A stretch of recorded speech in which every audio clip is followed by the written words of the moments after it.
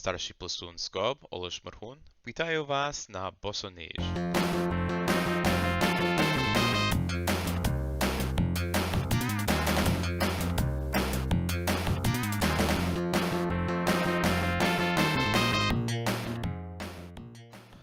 So, barefooting. Bosоніж, or barefoot water skiing, is a great sport, and I want to share it with our kurin. This Pracya serves as an instructage. There is no plus to Vmilist for Bosоніж. I think this Pracya could be used as a foundation for writing of Vmilist. Potentially a Kalabanik project. We're going to start with basic equipment and safety. We'll get into more depth on the equipment and hardware at the end of the video. Then we'll go into skills and technique. We'll cover three main starts: boom, handle, and behind the boat. I'm also going to give a lot of attention to the driver technique.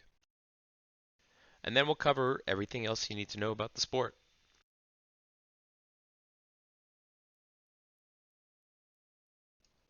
In terms of equipment, gloves are optional, but you'll need a barefoot handle. To go next to the boat, you also need a boom. Your wetsuit should be padded to protect you from bumps and bruises, and it serves as your PFD, your personal flotation device, and you can wear a well-fitting helmet. If you choose to go behind the boat, you'll need a 100-foot tow line, and here's a visual comparison between a 100-foot long line and a typical ski line. Now we'll talk about safety requirements. All standard boating safety requirements and best practices apply to barefooting as well. Bring friends, because you need a driver and a spotter to help you barefoot safely. Make sure all three of you are aligned on hand signals. Flat water is important for barefooting, so we like to signal incoming choppy water by tapping on your head. For the driver, remember to follow traffic, which is typically a counterclockwise loop around the lake. Watch out for other boats, and when possible, drive in a straight line to allow the footer to take action. So with that said, let's jump in. The goal here is to cover technique for both the driver and the skier, and we're going to talk a lot about the driver. The very first driving lesson is how to minimize your wake when you're stopping the boat. When the footer is let go, don't turn immediately. Continue in a straight line until the boat stops. Use a no wake speed to return to the footer. Less wake means flatter water, which means more runs and more fun in the day. There's three main steps that are kind of recurring for everything we do in this video. The first step is to ready up and then tell the driver to hit it. The second step is to turn to your back and get to a sit-out position. And the third step is to stand up. The driver follows the same three steps. First, confirm that the footer is ready to go. Second, quickly accelerate to 30 miles an hour so that they can sit out.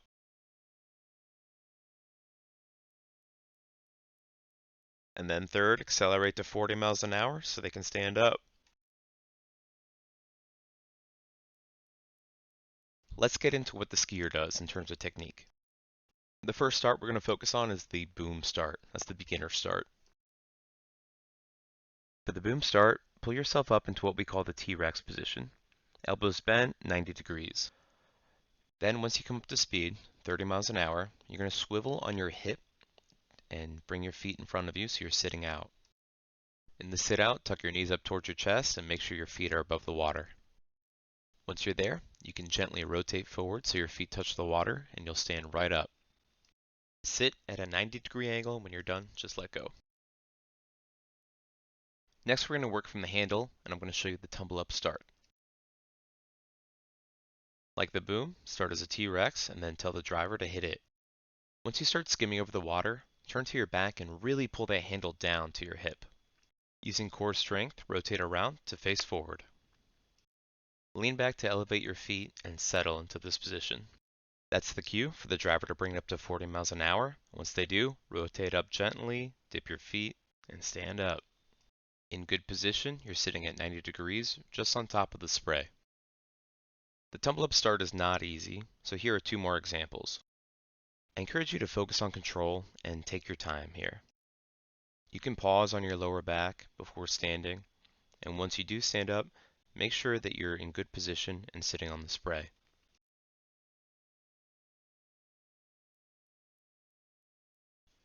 Now, a lot of people have trouble coming around, and you can see I did right there. One thing you can do is try rocking yourself back before trying to face forward. On choppy days especially, check your hip position. If your hip is catching the water, lean further back into your shoulders and pull the handle hard into your core. Your goal is to elevate your outside hip. Now, one thing you can do if people are having trouble getting up the handle is adjust the angle of the boom. Now, you can do that mechanically by getting the wrench and adjusting the angle. You can also do it by rearranging the weight in the boat. To lower the boom, load more weight or passengers on that side of the boat. So if you want to turn, it's a subtle tug on the handle. If you pull left, you go left. If you pull right, you go right. You can also point your feet in the direction you want to go. While you will have plenty of face plants, the proper technique to dismount is to let your feet come forward, sit down, and let go.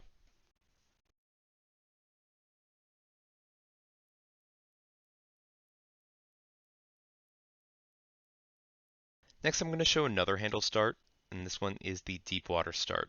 It's called that because your head and nose are deep underwater.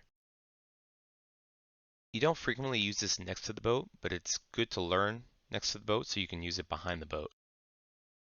The start for this one's a little bit different. You actually start with your feet crossed over the rope. Then when you're ready, tell the driver, and then take a deep breath because you're going under. Press down on the rope with your feet, and then arch your back. Exhale through your nose so you don't get waterlogged. Once you come up to speed, it's actually a lot easier. All you have to do is uncross your feet, and you're in that sit-out position with your feet up. And then gently rotate forward with your knees bent and dip your feet in. Come right up. Sit in good position on top of the spray and find the glass.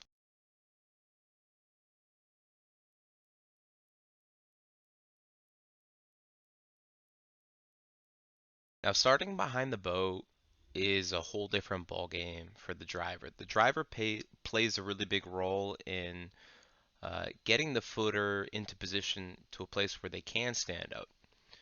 The center of the wake, we call it the marbles, riding the marbles. You really can't stand up on the center of the wake.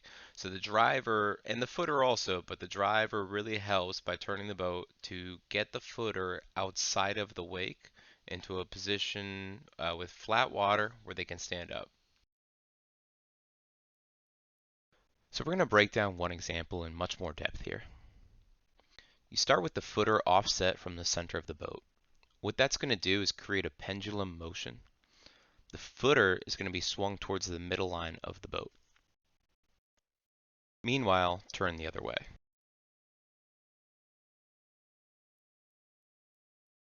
Once the footer has crossed the center line, the driver cuts back, in this case turning to the port side. The pendulum motion plus the turning of the boat will pull the footer back across the center line. The goal is for the footer to cross outside of the wake to flat water. With perfect execution, the footer will return to the side they started on. That's pretty hard to pull off, and if you watch the first two examples again, you'll see that it worked out differently. So to be successful, you need to adapt to every situation. Let's pause here and look at an annotation of the wake profile. Every boat's wake is different, but they generally have the same parts. The white water in the middle is the choppiest part of the wake. If you try to stand up there, well, we call that riding the marbles, and it's as hard as it sounds. Outside of the wake is the trough. The trough is relatively stable to stand on. Sometimes we'll also call this the bucket. And then anything outside of the trough is usually flat water. While we're here, I want to point out how important it is to have a 100-foot barefoot rope. Even 10 feet closer, if you look at the water, there's a lot of turbulence, which would make barefooting almost impossible. So you really need that long line. Alright, back to driving. Once the footer has cleared the wake and is into the trough or flat water, bring the speed up to 40 miles an hour and you can straighten out the boat.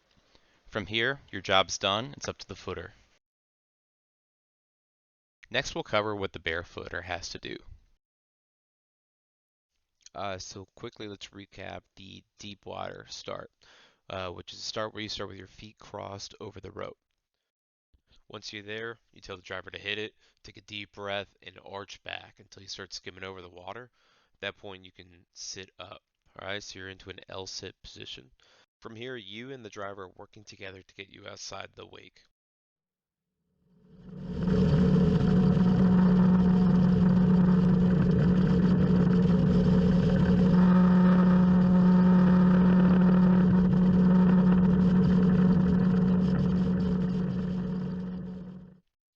If you need some more stability, you can press down into the rope with your feet. If you want to carve right, pull right on the handle and lean into your right butt cheek. Eventually, you'll get over the crest of the wake. Yeah, if you try to go out on a windy day, it's going to be a real fight back there. And then trying to cross over the marbles is not going to work out. The wipeouts are brutal, so it's best to just let go. And here's one more start to finish clip of a deepwater start. The conditions are a little bit windy, but not too bad.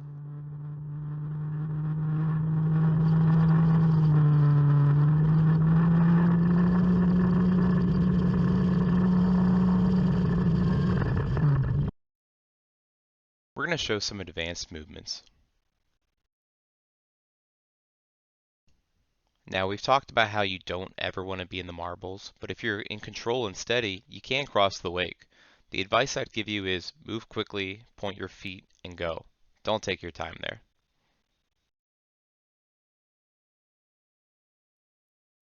Here, Fanch is demonstrating some one-hand, one-foot technique. When the water is this smooth, you can really have fun out there. Next, he's going to show you a tabletop turn, nice and under control. And on the next one, he stands up on only one foot.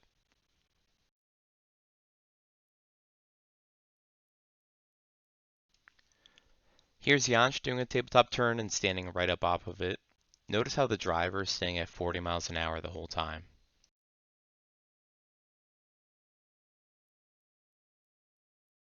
You can also do tabletop turns behind the boat.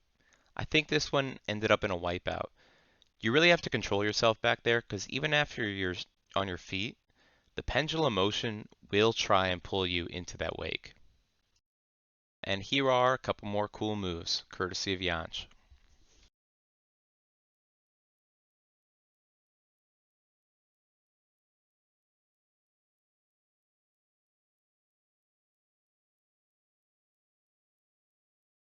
And on this last one, he's going for some no hands action. The barefoot handle has a notch for your foot. It's designed for this purpose. Most people find it easier on one side than the other.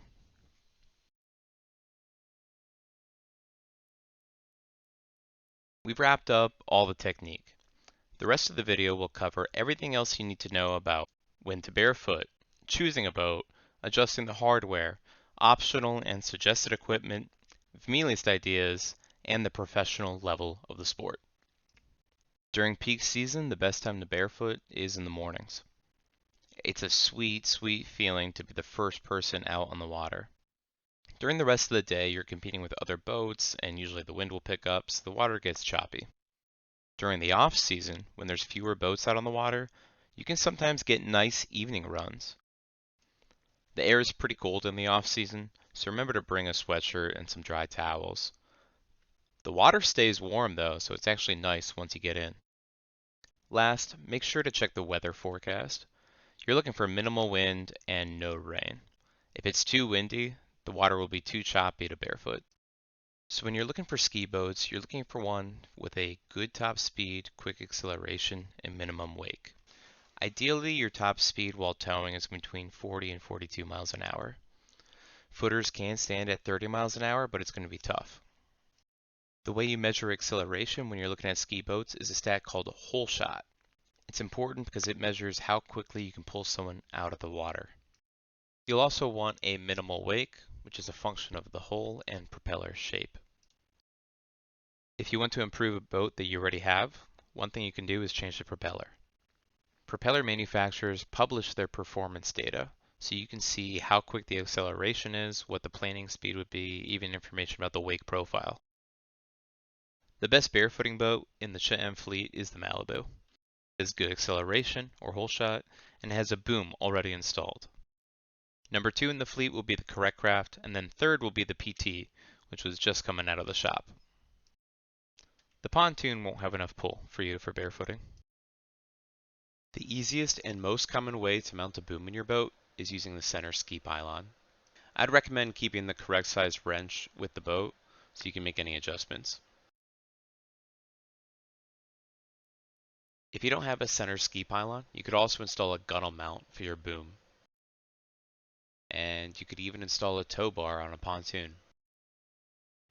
So we already talked about most of the gear you need. Gloves are optional, handle, boom, helmet, and a padded wetsuit. There are two more things to consider. The boom bounces around a lot and it can damage your gunnel. The easiest way to protect your boat is by wrapping a towel around the boom. You should always bring a spare tank of gas on any speedboat, and this is especially true for barefooting. You'll usually put less fuel into the boat so the boat drives faster and creates a smaller wake. Always bring spare fuel so you're not stranded. As a driver, if you're looking for more visibility, you can install a rear view mirror. Remember though that having a mirror does not replace the requirement to have a spotter. If you're worried about concussions or head injury, consider wearing a mouth guard to absorb impact. Helmets should be snug fitting. If your helmet is loose or rattles, that can cause dangerous whiplash when you hit the water. A company called HeadZone makes a helmet with a waterproof communication device. This is perfect for teaching barefooting and other sports. So we can communicate with them quite easily. Alright, buddy. Squeeze ankles underneath your knees. Relax your shoulders. Get your nice front foot.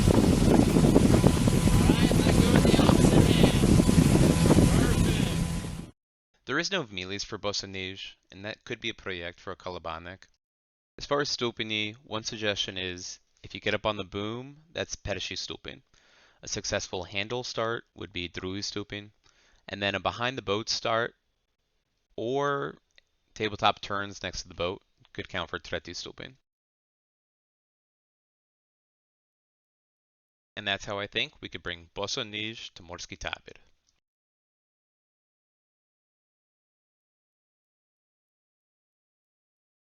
Before talking about the professional level of the sport, I just want to reinforce that anybody can start barefooting.